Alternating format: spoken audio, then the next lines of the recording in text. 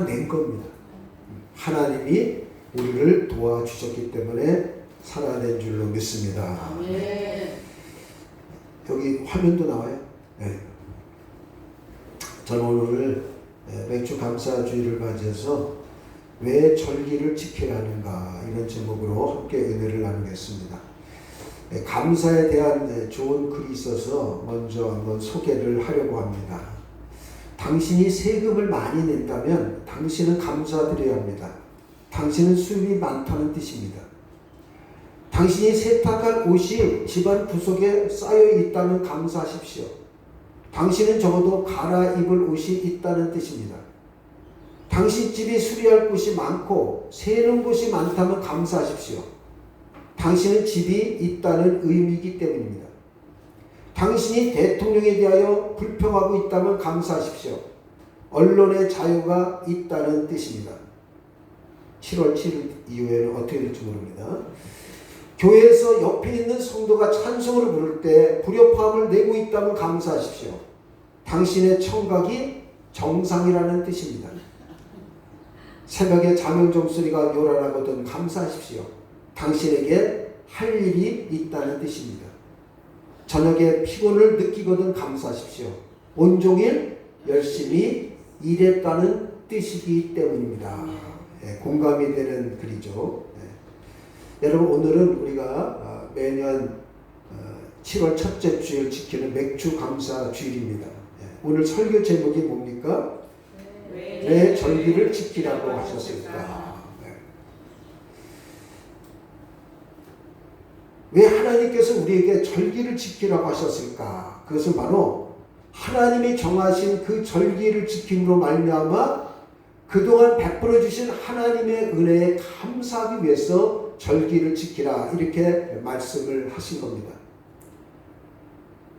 여러분, 이스라엘은 절기로 시작해서 절기로 마친다 해도 과언이 아닐 정도로 많은 절기가 있습니다. 유월절, 무교절, 초실절, 오순절, 나팔절, 속죄일, 초막절, 안식년, 희년 여러 가지 절기가 있는데 그 중에서 오늘 본문에 나오는 신명기 16장에는 이스라엘 백성들이 반드시 꼭 지켜야 될 3대 절기를 기록을 하고 있습니다. 바로 16장 1절에서부터 8절은 유월절에 대한 내용입니다. 하나님은 유월절을 지켜라 이렇게 말씀하고 있습니다. 우리 교회 성도님들은 6월절 그러면 6월달에 지키는 절기라고 생각하시는 분은 한 분도 안 계시겠죠? 6월이 아니라 6월입니다. 넘을. 죽음의 사자가 넘어간 절기. 여러분, 출애굽기 보면은 바로 그런 내용들이 쭉 나오잖아요. 바로 이스라엘 백성들이 430년 동안 혹독한 애굽의 종살이에서 구원받은 것을 기념하기 위해서 바로 유월절을 지켜라. 과거에 자신들만을 바로 구원하시기 위해서 역사하셨던 하나님의 놀라운 은혜를 기억하면서 감사해라. 그래서 유월절을 지켜라. 그렇게 말씀하고 있습니다. 이때는 어린 순양과 그리고 순나물과 누룩 없는 무교법을 같이 먹었습니다. 그래서 우리가 보통 유월절, 무교절, 오늘날로 말하면은 부활절입니다. 부활절. 더 좁게 얘기하면은 주일을 말합니다. 주일. 이게 바로 이제 유월절입니다. 유월절. 그런데 하나님의 교회는 유월절을 지켜야 된다.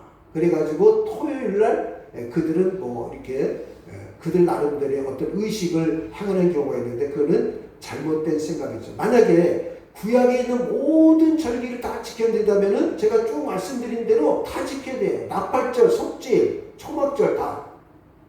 지난주도 말씀드렸지만 예수님이 6월절에 성만찬을 했기 때문에 6월절 지켜야 된다?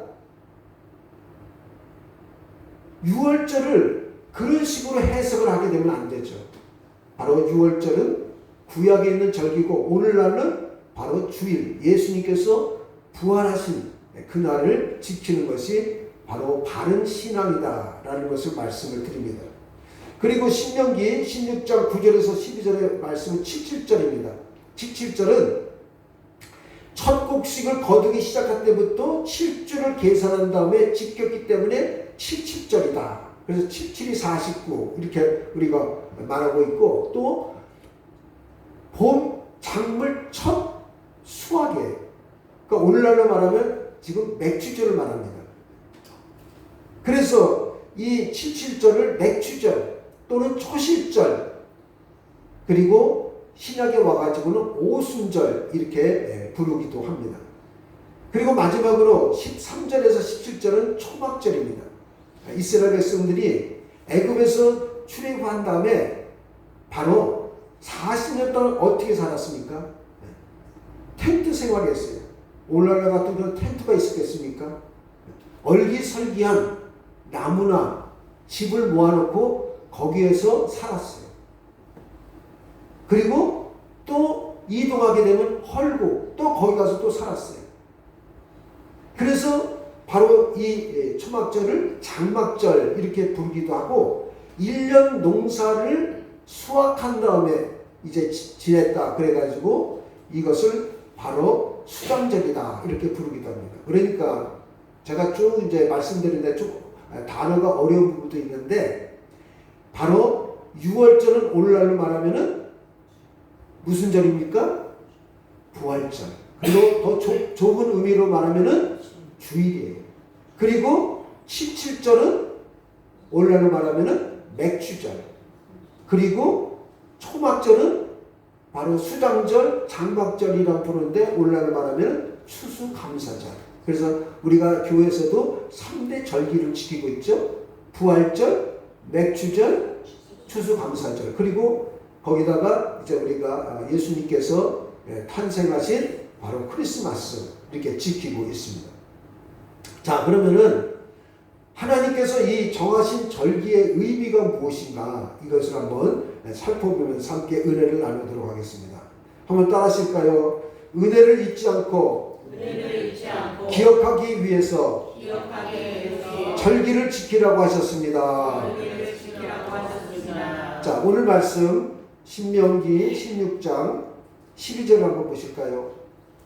신명기 16장 12절 우리 같이 읽겠습니다. 너는 애굽에서 종되었던 것을 기억하고 이 규례를 지켜 행할지니라. 기억하고 왜 하나님께서 이 절기를 지키라고요? 하나님의 은혜를 기억하고 감사하는 삶을 살도록 하기 위해서 절기를 지켜라. 그런데 사람들은 은혜를 쉽게 잊어버립니다. 이런 말이 있죠. 원수는 물에 새기고 은혜는 돌에 새겨라. 한번 따라하실까요? 원수는 물에 새기고 은혜는 돌에 새겨라. 그런데 사람들은 반대로 생각합니다. 원수는 돌에 새기고 은혜는 물에 새깁니다. 살아서 저 원수를 못 갚으면 내가 죽어서라도 원수를 갚겠다. 이런 악감정을 갖는 경우가 얼마나 많습니까? 분이 안 풀려가지고. 여러분, 성경은 반대로 말하고 있습니다. 원수는 물에 새겨야 됩니다. 대신 은혜는 돌에 새겨야 됩니다. 왜 우리나라가 이렇게 원수를 돌에 새기려고 하는지 아십니까? 한이 많아서 그래요. 한이 많아. 그러다 보니까 그 한을 풀지를 못해가지고 그것이 계속해서 병이 되는 경우도 있습니다. 우리나라에 전래 동화나 소설을 보십시오. 물론 권선징악이에요. 권선징악. 나쁜 놈은 벌을 받고 착하게 사람은 상을 받는다. 물론 그게 나쁜 것이 아니에요. 그런데 문제는 뭐냐? 나쁜 놈은 반드시 대가를 치르도록 해야 된다. 그래서 소설이나 아이들의 전래 동화를 보게 되면 그런 내용들이 대부분입니다. 장화 홍련전, 여러분 아시죠? 장화 홍련전. 장화하고 홍련이 자매인데 거기에 계모가 들어옵니다. 그런데 이 계모가 자기가 낳은 자식이 아니니까 얼마나 못되는지 몰라요. 그래가지고 장화가 자살해요. 그리고 언니가 자살을 하니까 이 동생도 따라서 자살해가지고 나중에 귀신이 돼가지고 바로 이 귀신이 그 고을에 사는 이 수령을 꿈에 나타나가지고 바로 원수를 갖게 해달라. 그래가지고 이제 막 착착착 해가지고 거기에 따르는 원수를 갖게 되는 내용이 바로 이 장화 홍련제입니다. 그러니까 그만큼 우리 한국 사람은 원수를 돌에 새기려고 합니다. 그런데 성경은 반대로 말하고 있습니다. 원수는 물에 새겨라. 잊어버리면 잊어버릴수록 좋다는 겁니다.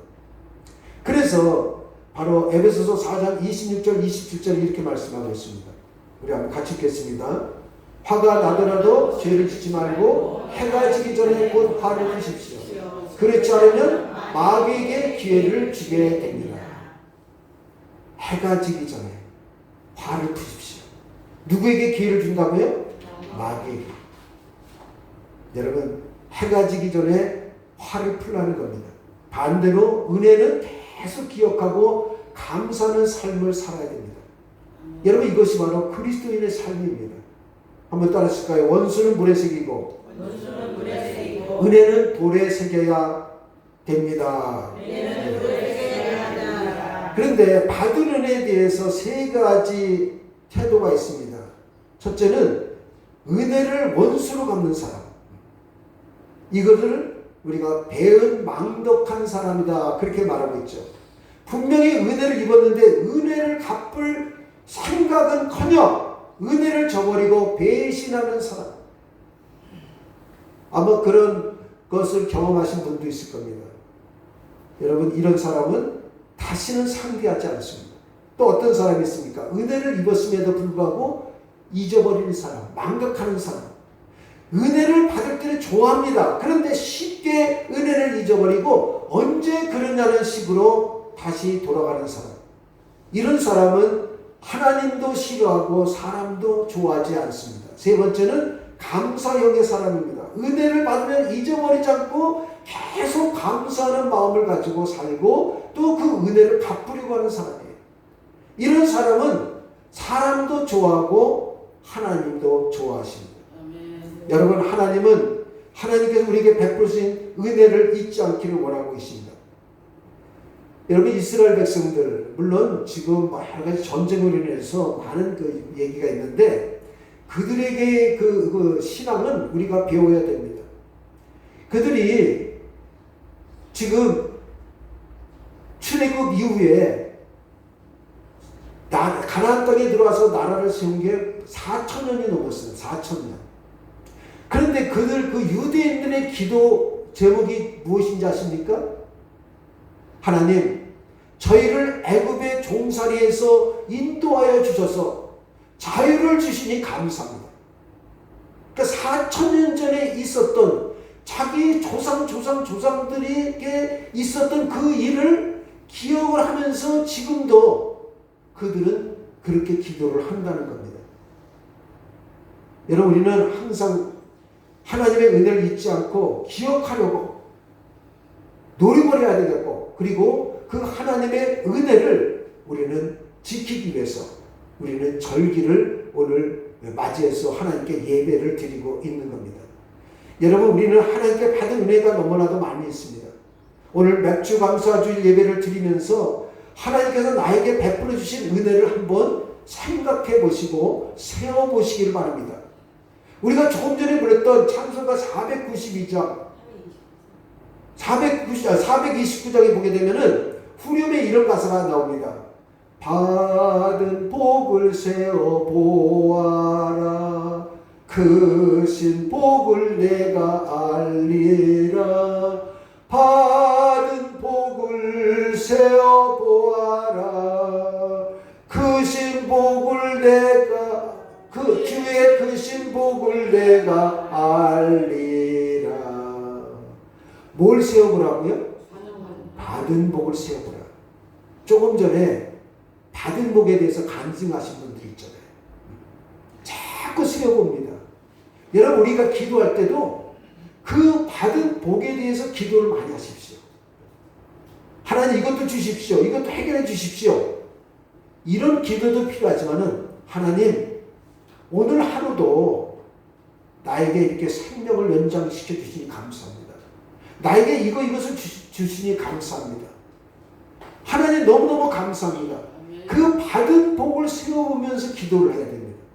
그런데 감사할 줄 모르는 사람은 하나님이 주신 복을 세워보는 것이 아니라 불평만 세워봅니다. 하나님 왜 이거 안 해주십니까? 왜 이 문제 해결해 주지 않습니까? 불평만 세워보는 거예요.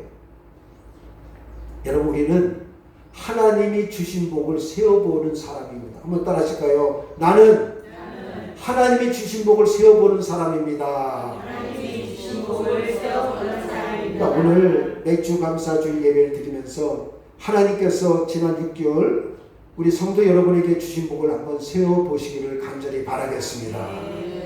두 번째 한번 따라 하실까요? 즐거워하라고 절기를 주셨습니다. 즐거워하라고 절기를 주셨습니다. 자, 15절을 보실까요? 15절 시작.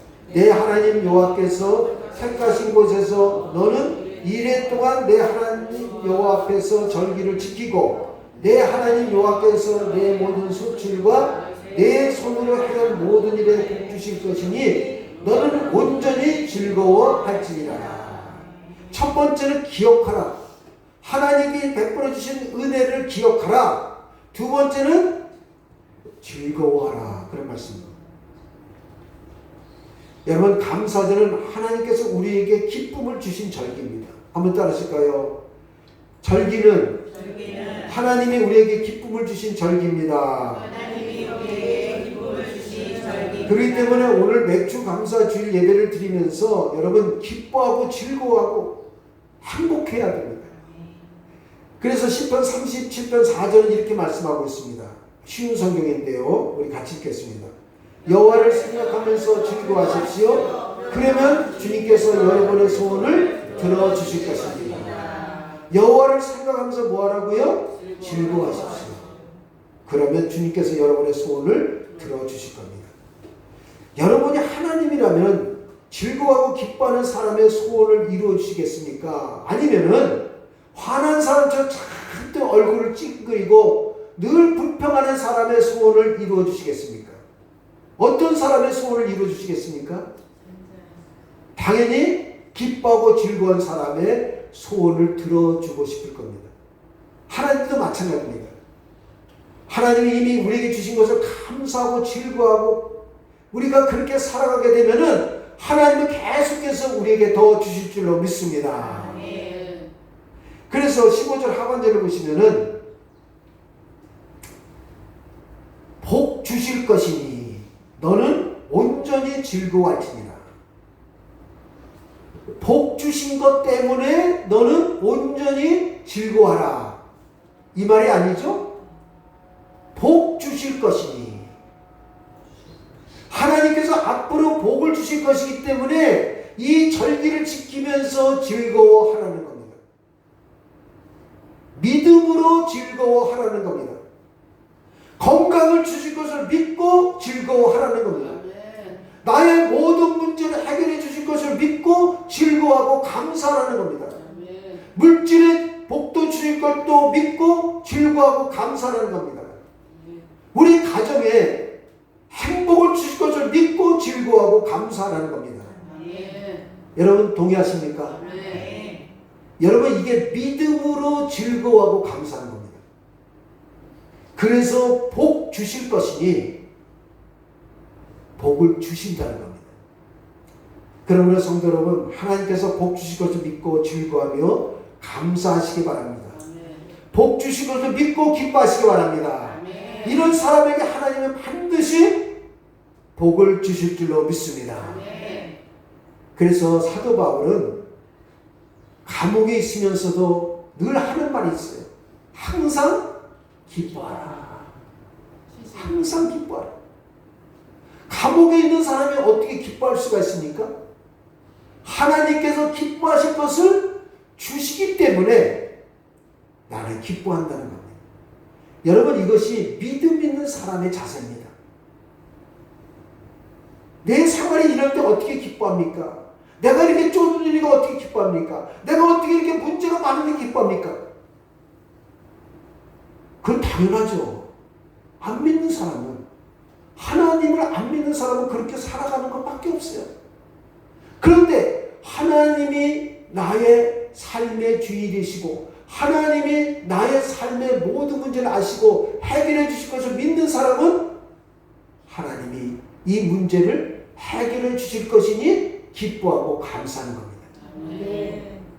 그래서 바로 절기를 맞으면서 우리가 해야 될 일이 무엇입니까? 복 주실 것이니 감사하고 기뻐하는 겁니다. 여러분, 누릴 줄 아는 사람과 누릴 줄 모르는 사람은 똑같은 환경이지만 천국과 지옥입니다. 누릴 줄 아는 사람은 어디 가든지 다 좋고 천국입니다. 집에 가면 아내가 좋고 아이들이 좋습니다. 직장에 가면 하는 일이 행복하고 즐겁습니다. 교회 가면 목사가 좋고 성도들이 좋습니다. 그런데 누리지 못하는 사람, 어디 가든지 지옥이에요. 집에 가면 평생 사랑해야 될 배우자가 평생 원수가 됩니다. 직장에 가면은 일이 힘들어 매일 때려치고 싶지만은 목구멍이 포도청이라 마지못해 다닙니다. 교회 가면 목사가 마음에 안 들고 성도들이 마음에 안 들어요. 그래서 이 교회 갈까 저 교회 갈까 또 돌아다닙니다. 성도 여러분, 기뻐하고 즐거워하시기 바랍니다. 기뻐하고 즐거워하는 자에게 하나님은 반드시 복을 주신다고 약속을 하고 계십니다. 마지막으로 한번 따라하실까요? 하나님께 드리기 위해 절기를 주셨습니다. 자, 16절 17절을 같이 읽겠습니다.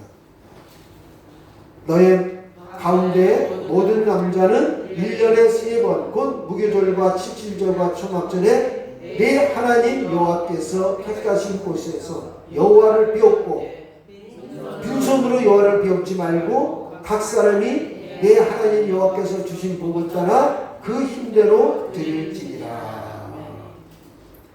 여기 보면은 모든 남자는 1년에 3번 무교절, 6월절이죠. 칠칠절, 바로 맥주절, 그 다음에 초막절, 장막절 또는 오늘날로 말하면 추수감사절. 이 세 절기는 반드시 하나님께서 택하신 곳에 와서 여호와를 뵈라. 빈손으로 여호와를 뵙지 말고 각 사람이 내 하나님 여호와께서 주신 복을 따라 그 힘대로 드릴지니라. 여러분, 이 절기는 특별히 하나님께 드리는 날입니다. 절기는 빈손으로 나오는 것이 아니라 하나님이 우리에게 주신 복을 따라 드릴 수 있는 만큼 예물을 드리는 겁니다. 그래서 우리가 오늘 맥주 감사 주일 예배를 특별히 주일 예물을 특별히 드리는 겁니다. 그리고 하나님께 드릴 때는 자원한 마음으로 기쁜 마음으로 드려야 됩니다. 예물을 드리는데 억지로 드리는 것은 하나님은 절대로 기뻐하지 아니하십니다.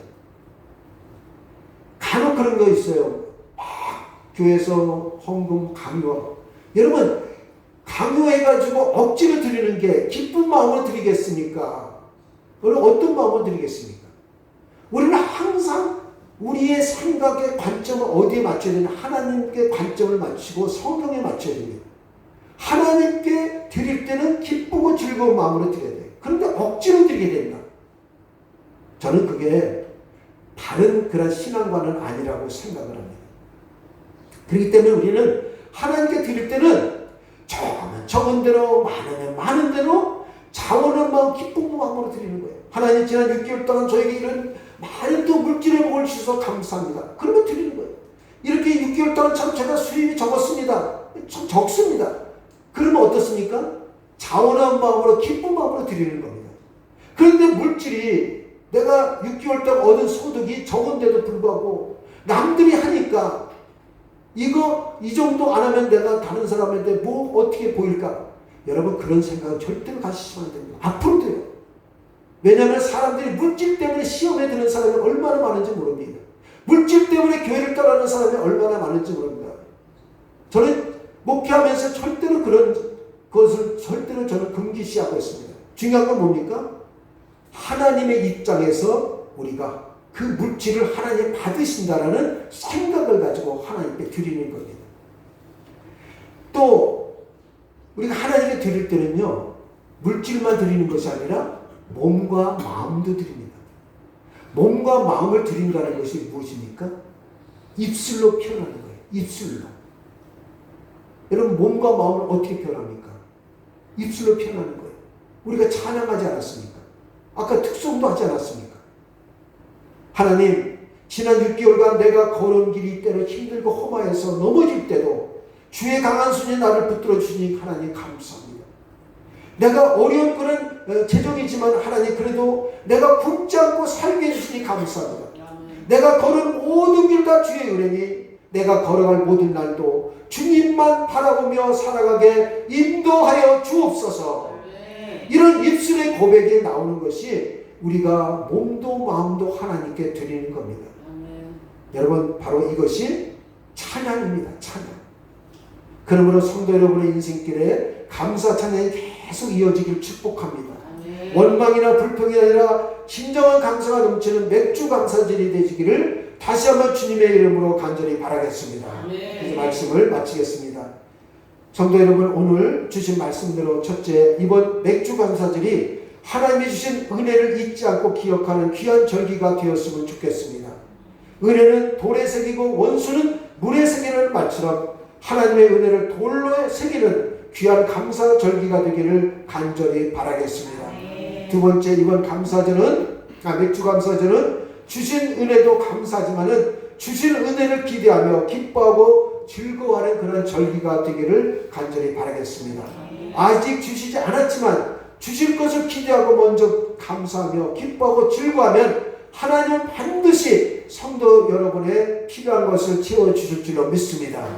세 번째, 이번 맥주 감사절은 하나님께 받은 것 때문에 받을 것 때문에 감사하는 절기를 넘어서 하나님께 드림으로 기쁨이 있는 절기가 되기를 간절히 바라겠습니다.